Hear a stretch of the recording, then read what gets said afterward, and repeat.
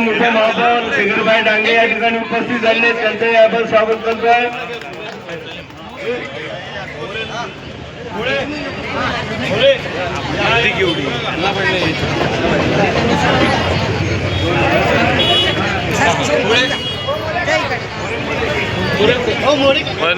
विलास विलास काय वांधा नाही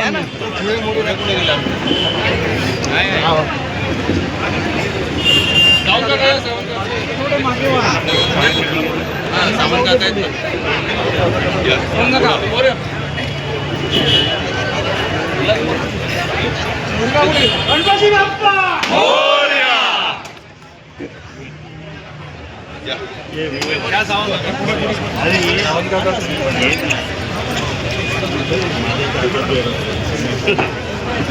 आपल्या कार्यालयाचं या ठिकाणी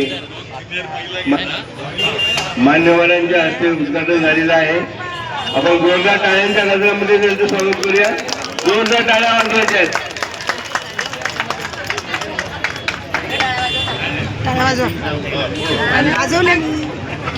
टाळ्या वाजवा. नाही म्हणजे तुम्हाला नाही घेत ना, बरं घेतलं.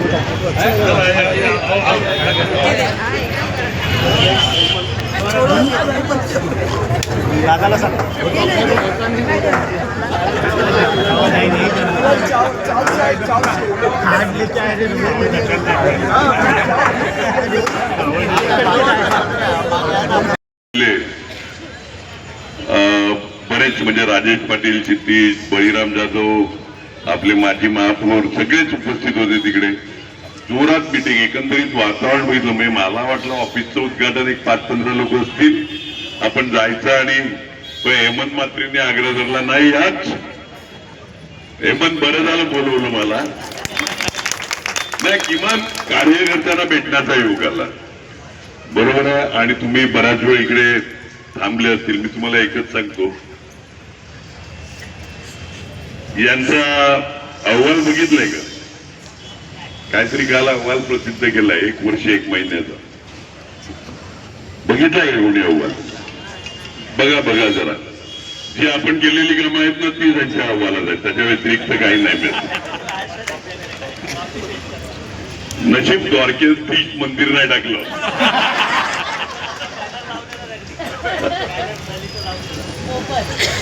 मोफत, ते पण महिलांकरता. तुम्ही माझ्या बायकोला विचारलं का आपण काही तिकीट लावलंय का तेवढा? चांगलं आहे. या हिशोबाने देवदर्शन तर घडते. कालचा वर्षाचा अहवाल नशिबाने द्वारकाधीश मंदिर नाही मिळत त्याच्यात, नाही तर ते पण टाकलं असतं आम्ही बनवलंय म्हणून.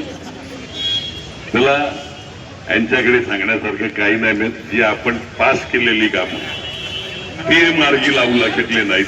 वर्षभरात राज्य यांचं, सरकार यांचं जी धमक लागते ती यांच्यात धमक किती. आणि उमेदवाराचा आनंदच आहे यांच्याकडे. सगळे आपल्याकडून उसने घेत आहेत,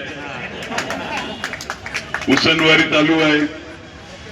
ह्याच्यातले राहतील किती, दिल्या घरी किती राहतील हे पण बघायला लागेल. काय माहित नाही 16 तारखेला परत येण्याची लाईन किती लागते ती.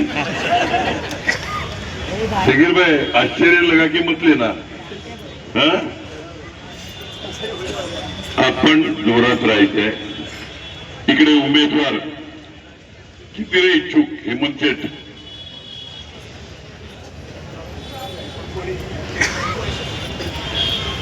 इच्छुक. सगळ्या 19 जे काय असतील त्या सगळ्यांना विनंती, तुम्ही आपापसात बसा. म्हात्रे साहेब, जगीरबाई, तुम्ही सगळे सिनियर मंडळी यांनी एकत्र घेऊन बसा. उद्याच्या उद्या नाही तर शेवटी मी निर्णय घेईन. आणि सगळ्या 19 जणांना सांगतो, उद्या सगळ्या तुम्ही एकत्र बसा, पुढे मागे करा. तुम्हीच जर तुमची 4 नावं दिली तर ती 4 नावं इकडे डिक्लेअर करून टाका फायनल. त्याच्यामध्ये मी बदल करणार नाही. तुम्ही जर एकमताने असे उमेदवार दिले तर ते उमेदवार हे माझे. शेवटी आपल्या इकडे कोणती गटबजी नसते का, हा आप्पाचा गट, हा नानाचा, हा दादाचा, हा राजेश पाटलाचा, हा बळीराम, अजिबात नाही. आपण सगळे एक. त्याच्यामुळे जे उमेदवार आहेत ते सगळे माझे आहेत उमेदवार. इच्छुक आहेत ते पण माझे आहेत. तुम्हीच तुमचं एकमत केलं तर माझ्यावर मेहरबानी होईल. बाकी पुढे भविष्यात कामं करण्याचं आमच्यावर सोडा. आम्ही बाहेर असलो तरी कामं कशी करून घ्यायची ते आम्हाला चांगल्या प्रकारे माहीत आहे. त्याच्यामुळे पुढचे दुसरे कामाचं आवश्यक असलेल्या गोष्टींची जी कामं असतील ती पूर्ण करण्याची जबाबदारी मी घेतो.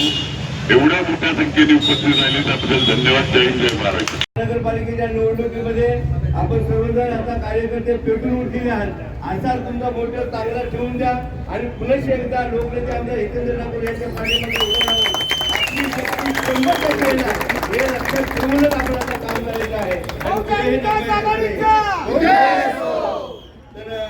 तर बाकीचं मी काही बोलत नाही कारण वेळ झालेला आहे. आपल्याला ते 2 शब्द सांगायचे. त्यामुळे सगीरबाई मी विनंती करतो की सगीरबाई आपल्या मोशी कोण बोलणार आहे का? कोण बोलणार नसेल सगळ्यांनी सांगितलं की तुम्ही बोला म्हणून. सगीरबाई.